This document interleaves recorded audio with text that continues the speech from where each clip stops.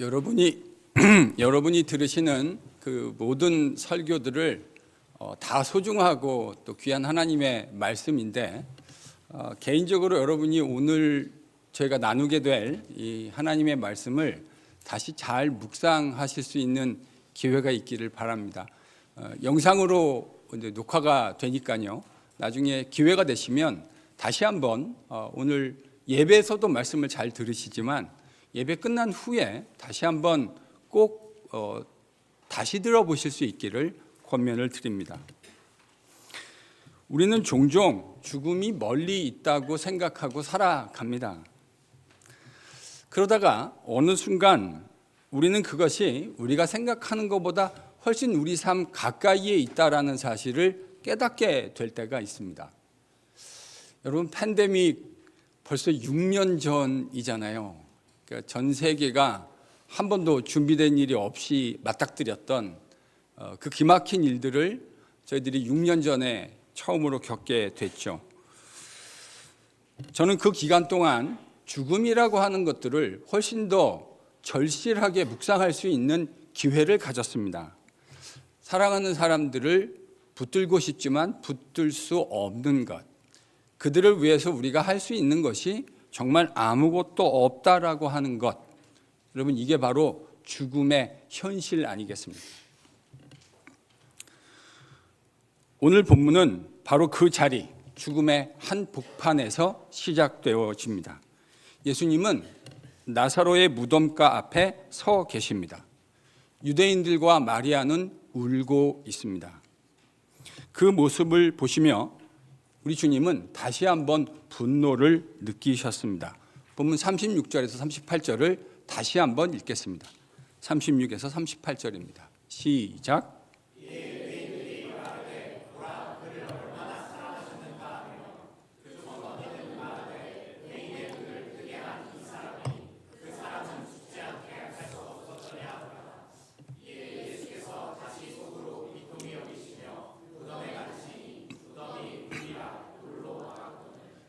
비통히 여기셨다.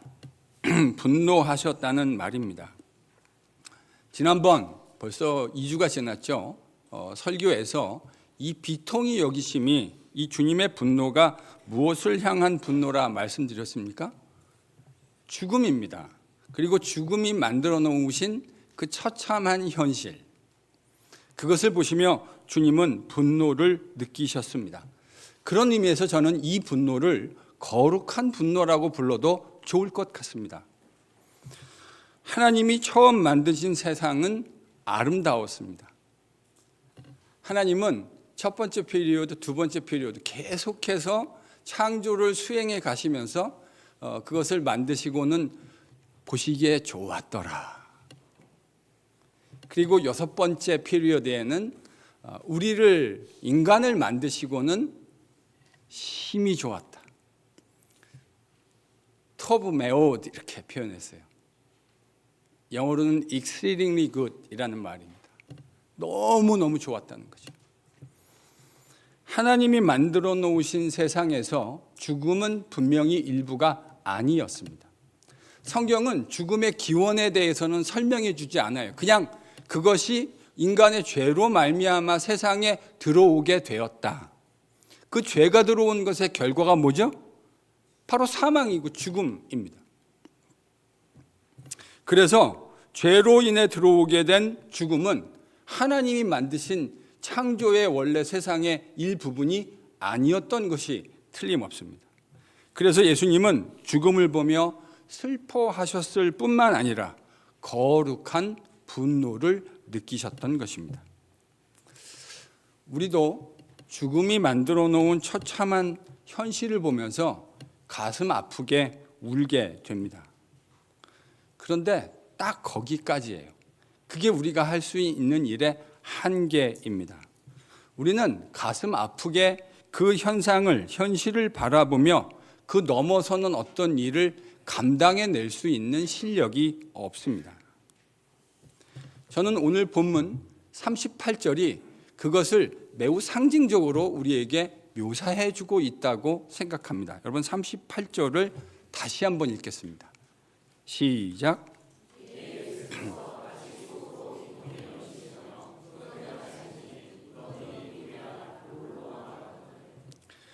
본문에는 무덤이란 단어가 2번 사용되어졌죠.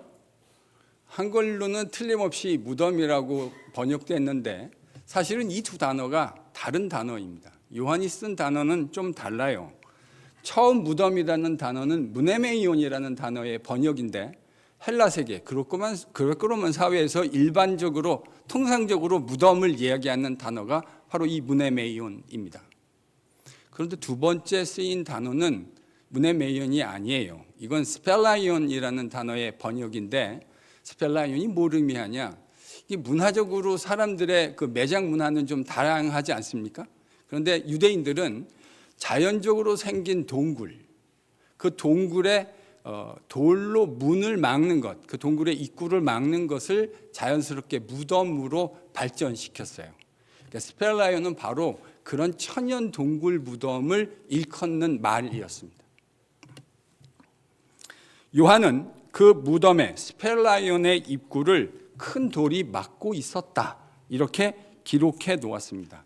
저는 이 묘사가 매우 상징적이라고 생각합니다. 눈을 감고 그 그림을 한번 그려봐요. 그 무덤과 스펠라이온과 그 무덤을 막고 있는 돌, 이건 상징적으로 우리가 할 수 없는 현실을 그대로 보여주고 있는 것이 아닌가. 우리가 살고 있는 세계와 우리가 아무것도 할 수 없는 그 죽음 넘어 있는 세상을 상징적으로 그 무덤 앞에 돌이 가로막고 있는 것 아닌가.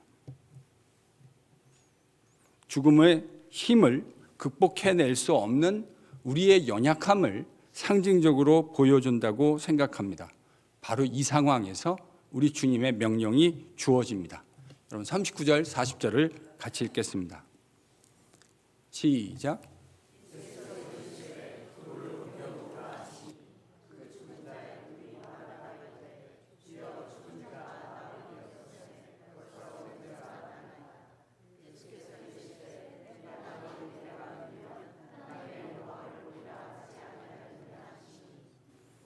주님이 돌을 옮겨 놓아라, 이렇게 말씀하십니다. 이 주님의 명령에 마리아가 반응하죠. 주님, 벌써 냄새가 납니다. 죽은 지 나흘이나 되었습니다. 유대인들은요, 죽은 지 사흘 만에 영혼이 완전히 떠나가게 된다, 이렇게 생각하고 있었어요. 그러니까 지금 마르다가 하는 말은 이런 말이 되겠군요. 주님, 너무 늦었습니다. 하시려면 좀 진작하시지. 이제는 할 수 있는 것이 아무것도 남아있지 않습니다. 끝났습니다. 이 말입니다. 아무것도 할 수 있는 것이 남아있지 않는다는 취지로 이야기한 마르다에게 주님은 이렇게 말씀하시죠. 내가 믿으면 하나님의 영광을 보리라 하지 아니하였느냐. 믿으면 뭘 본다고요? 하나님의 영광을 본다. 사실 하나님의 영광이라는 단어는 특정 문맥이 주어지지 않으면 상당히 추상적인 단어이다라고 생각합니다. 저랑 제자훈련 하신 분들은 아시지만 제가 추상적인 이야기하는 거 좋아합니까? 싫어합니까? 아주 싫어합니다. 저는 추상적인 이야기하는 것 체질적으로 좋아하지 않아요. 그게 우리와 어떤 연관이 있는지를 이렇게 만질 수 있고 느낄 수 있게 얘기해 주는 게 좋지, 자다가 일어나서 남의 허벅다리 근 소리 같은 거 하는 거 진짜 싫어요. 하나님의 영광이요, 문맥이 존재하지 않으면 그렇게 들릴 수 있는 단어예요. 왜냐하면 그것이 의미하는 바, 리퍼링 하는 것이 정말 문맥에 따라 다양할 수 있다고 생각하기 때문에 그렇습니다. 그런데 지금 주님이 이야기하시는, 말씀하시는 이 구체적 문맥에서 하나님의 영광이란 추상적인 내용이 아니에요. 뭐라고 말할 수 있을까요? 죽음을 이겨내시는 하나님의 능력입니다. 죽음을 이기시는 하나님의 능력.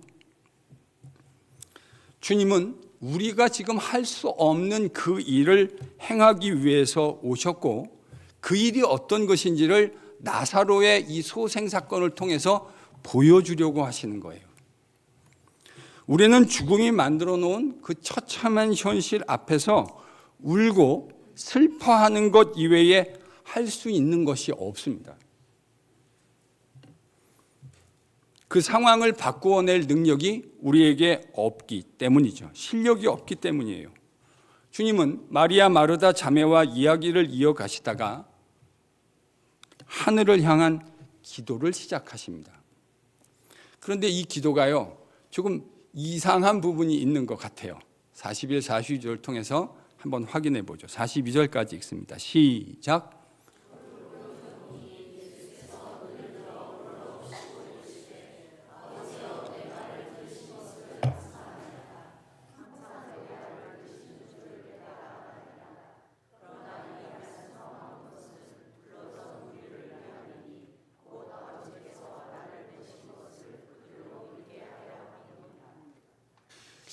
이상한 부분이 좀 있죠. 통상적으로 기도라는 게 누구를 향하고 있는 거죠? 하나님이요. 하나님을 향하고 있는 거예요. 그런데 주님의 기도에 보면 주님이 하나님을 향하지 않는 건 아닙니다. 지금 하나님께 감사하잖아요. 제 말을 들으신 것을 아버지께 감사합니다. 제 말을 항상 들으시는 걸 제가 알고 있습니다. 그런데 주님이 이 말씀을 하시는 이유를 스스로 밝히 우리에게 명쾌하게 알려주시죠.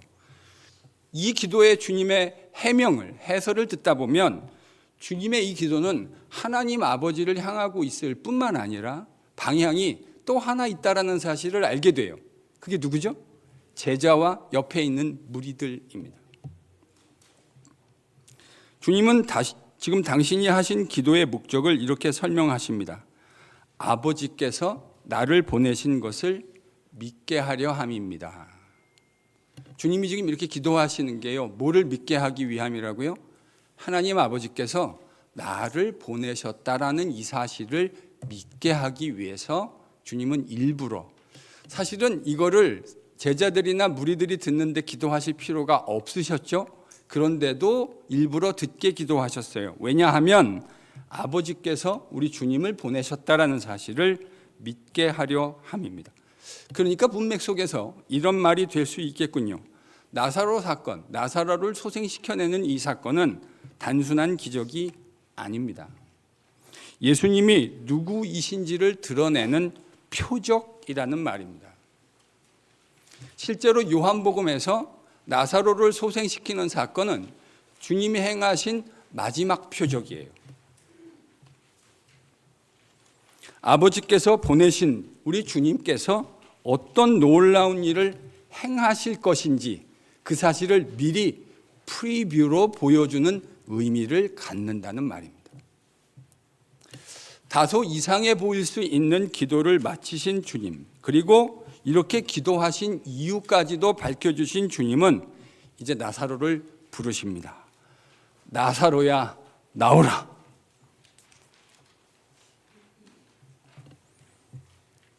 저는 이 주님의 음성이 단순한 음성이다 생각하지 않습니다. 단순한 부름이 아니에요. 이 부름은 지금까지 아무도 극복할 수 없었던 그 죽음을 깨뜨려내시는 새 창조의 주인의 음성입니다. 여러분, 운동도 그런 거 있잖아요. 한 번도 이겨보지 못한 팀을 통쾌하게 처음으로 이길 때의 그 짜릿함을 우리가 알지 않습니까? 얼마 안 있으면 축구를 할 텐데 브라질, 아르헨티나 이런 팀을 우리가 만날 기회를 얻게 될지 잘 모르겠습니다. 그런데 여러분 한번 상상해 보세요. 우리가 만약에 월드컵에서 막 16강 이런 데서 브라질을 만나서 그 브라질을 막 3대 0 정도로 이렇게 제 생각에도 거의 일어날 것 같지는 않습니다. 제가 살아있는 동안에 그런 일을 보게 될 가능성이 매우 희박하다, 찬스가 아주 슬림하다고 생각하기는 하는데, 지금까지 어느 누구도 이 죽음을 이겨본 일이 없어요. 그런데 새 창조의 주인이신 예수께서 처음으로 죽음을 이겨낸 것이 어떤 것인지를 알려주기 위해서 나사로를 향해 부르십니다. 나사로야, 나오라.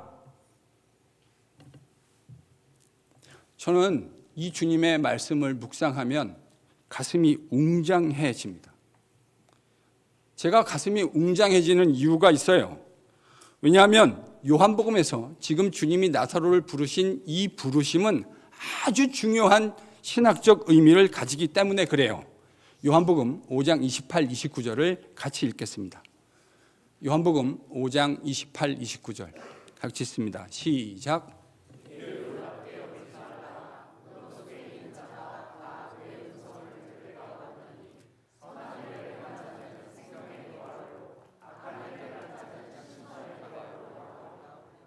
예수님이 이렇게 말씀하셨죠. 무덤 속에 있는 자들이 뭘 들어요? 그의 음성을. 여기서 그의라는 말은 인자의 음성입니다. 예수님의 음성이에요. 무덤 속에 있는 사람들이 예수님의 음성을 들을 때가 온다는 거예요. 주님은 29절에서 이것이 부활에 대한 이야기를 하고 계심을 명확하게 말씀하셨습니다. 주님은 무덤 속에서 거하고 있는 사망당한 사람들을 부르실 거라고 말씀하셨어요. 그리고 이 일은 우리 주님이 이 땅 가운데 두 번째로 오시는 날, 만유의 주요 만왕의 왕으로 이 땅 가운데 임하는 날 우리 모두에게 일어날 줄로 믿습니다. 그게 뭔지를요 미리 보여주고 싶으셨던 거예요. 영화관에 가면 멋진 영화를 프리뷰를 보여주잖아요. 그 영화가 얼마나 멋진 것인지, 가슴을 뭉클하게 하는 것인지를 보여주기 위해서 감독들이 프리뷰를 만드는 거 아닙니까? 지금 예수님이 프리뷰를 보여주신 거예요.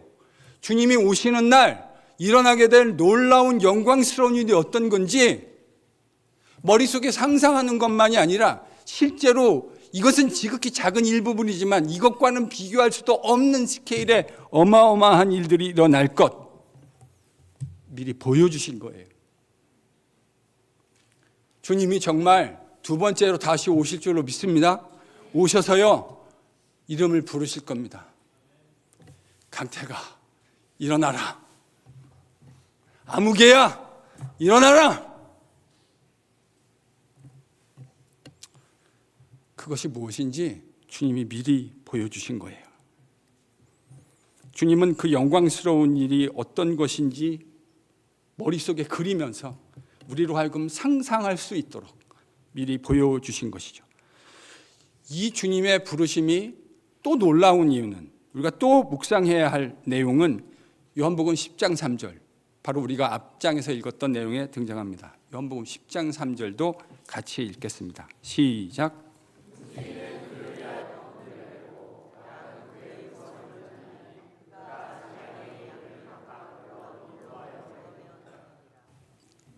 양이 뭐의 음성을 듣는다고요? 목자의 음성. 양은 목자의 음성을 듣는다. 생명의 주인이신 주님의 그 강력한 음성에, 목자이신, 우리의 목자이신 그 주님의 음성에 양인 나사로가 반응했습니다. 벌떡 일어났습니다. 그리고 무덤에서 나아옵니다. 그의 손발에는 배로 여전히 동여 있는 채, 그의 머리에는 두건이, 수건이 둘러싸인 채로 그는 목자이신, 생명의 주인이신 주님의 음성에 반응합니다. 짜릿하지 않습니까? 주님이 우리를 부르실 겁니다. 그 주님의 놀라운, 거역할 수 없는 창조주의 음성에 그의 모든 양들은 반응하게 될 것입니다. 나사로가 반응했던 것처럼 우리도 반응하게 될 줄로 믿습니다. 이 놀라운 장면이 무엇을 보여줍니까? 예수님은 죽음을 이기실 수 있는 유일한 분이시라는 것입니다. 그분의 말씀 한마디에 생명의 역사가 일어날 것이라는 말입니다. 저는 이 본문을 묵상하면 창세기 1장, 2장, 3장이 떠올라요. 말씀 한마디로, 그분의 말씀 한마디로 없는 것을 존재하게 만드시는 창조주 하나님의 그 말씀의 능력. 저는 이 표적이 주는 의미가 매우 명징하다고 생각합니다. 이 표적은 단순한 기적이 아닙니다. 예수님이 죽음의 세력을 이기시고 부활하실 것을 미리 보여주는 표적입니다. 우리의 미래를 동시에 보여주는 표적이라는 말입니다. 이제 예수님께서는 유대 당국자들과 지도자들의 그 치졸한 계략에 의해서 처참하게 십자가에서 돌아가십니다. 그들은 그렇게 하면 모든 것이 그들이 원하는 대로 이루어질 것이라고 착각했습니다. 그러나 하나님은 죄가 없으신 무죄한 주님을 죽음이 통치하고 지배하도록 내어버려 두시지 않으셨습니다. 보다 정확하게 이야기해서 사망이 죄가 없는 주님을 통제하고 통치하도록 내어버려 두실 수 없으셨습니다. 공의로우신 하나님은 무죄한 주님을 죽은 자들 가운데서 일으켜 내셨습니다. 더 이상 죽음이 통제할 수 없는 새로운 인류를 역사상 처음으로 만들어내신 것입니다. 이것이 성경이 이야기하는 새로운 창조입니다. 그것이 끝이 아니죠. 하나님이 이 놀라운 새 창조의 일을 예수님 안에서 행하셨다라는 사실을 믿음으로 고백하고 살아가는 우리 모두를 주님은 다시 일으켜 내실 것입니다. 그렇게 하나님의 나라, 즉 새로운 창조의 나라를 놀랍게 완성시키실 것입니다. 이 새 창조의 영광이 얼마나 놀라운 것인지 미리 보여주시기 위해서 주님은 나사로 소생 사건을 선택하신 것입니다. 예수님도 죽음을 이기시지만 그를 믿는 우리도 주님과 함께 이 놀라운 사망에 대한 승리를 경험하게 될 것입니다. 이게 얼마나 통쾌한 이야기입니까? 여러분, 이게 기독교가 이야기하는 참 소망이고 저는 복음의 핵심 중에 핵심이라고 생각해요. 근데요, 정말 놀라워요. 오늘 본문의 이야기를 보면 또 다른 의미로 놀라워요. 왜 놀랍냐? 사람들의 반응 때문에 그렇습니다. 예수님이 나사로를 살려내시는 것을 자신들의 눈으로 목격한 유대인들, 적지 않은 유대인들이 그 예수님을 믿게 되었습니다. 근데 여러분, 다 믿어야 정상 아닙니까? 아니, 지금 이게요, 누가 한 이야기를 귀로 들은 얘기가 아니에요. 지금 자신들의 눈으로 나사로가 배에 동인 채, 수건을 머리에 동인 채로 뚜벅뚜벅 걸어 나오는 걸 자기들의 눈으로 본 거 아닙니까? 근데도 믿지 않는 사람들이 있어요. 많은 분들이 이렇게 생각하죠. 그런 놀라운 기적을 보면 다 믿게 될 거다. 아니요, 그렇지 않아요. 보고도요, 믿지 않는 사람들이 있어요. 그거 어떻게 하겠습니까? 그걸 보고도 안 믿는데. 저는 믿음과 불신앙의 문제는 증거 부족의 문제가 본질이 아니라고 생각합니다. 바로 이 이유 때문에. 뭘 해도 안 믿고 싶은 사람은 안 믿어요.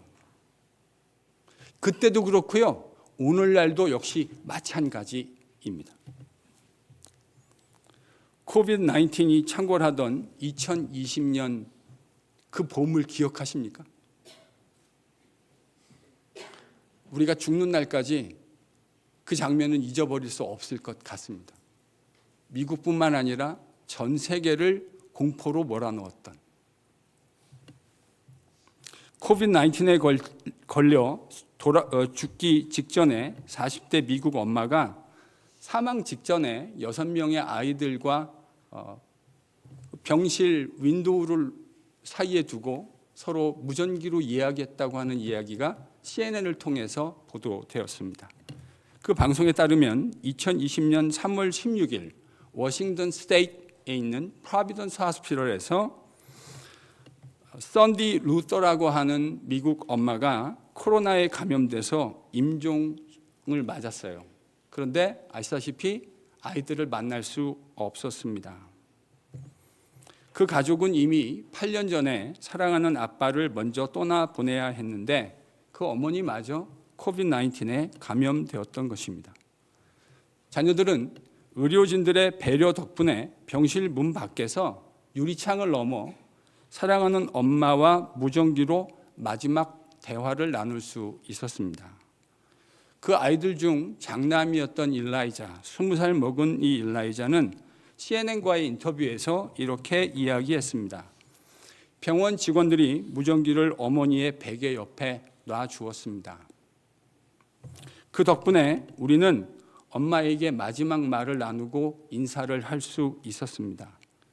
참 힘들고 어려운 순간이었지만 엄마에게 마지막으로 사랑한다고 이야기할 수 있었습니다. 그 인터뷰를 하고 말을 이어가지 못하는 아들 일라이자의 모습이 지금도 제 머릿속에 생생하게 떠오릅니다. 이 사람들 뿐이겠습니까? 그 기간 동안 사랑하는 부모와 사랑하는 엄마와 사랑하는 자녀들과 생이별을 하게 된 이야기가 얼마나 많이 있습니까?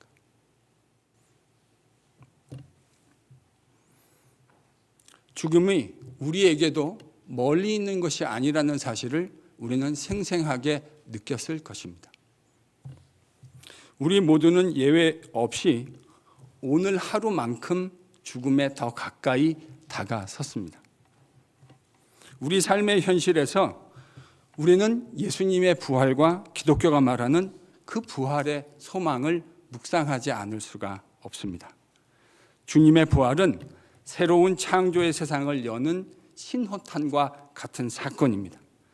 하나님의 공의를 따라 우리 모두는 죄로 인해 이 땅에서 반드시 육신적 죽음을 맞이하겠지만 하나님의 긍휼과 측량할 수 없는 그의 사랑으로 인해서 그리고 그의 약속으로 인해서 다시 일어나게 될 줄로 믿습니다. 아무개야 일어나라. 주님이 돌아오시는 날 우리에게 그렇게 말씀하실 겁니다. 나사로가 그 무덤에서 벌떡 일어났던 것처럼 우리도 주님의 변할 수 없는 진리의 약속에 근거해서 다시 일어나게 될 줄로 믿습니다. 이 소망을 붙드는 저와 여러분 될 수 있기를 축복합니다. 우리가 붙을 수 있는 가장 놀라운 약속이고 가장 놀라운 소망입니다. 이 소망으로 철두철미하게 겸비한 KPC의 모든 주님의 신실한 제자들이 다 되실 수 있기를 예수 그리스도의 이름으로 축복합니다. 아멘.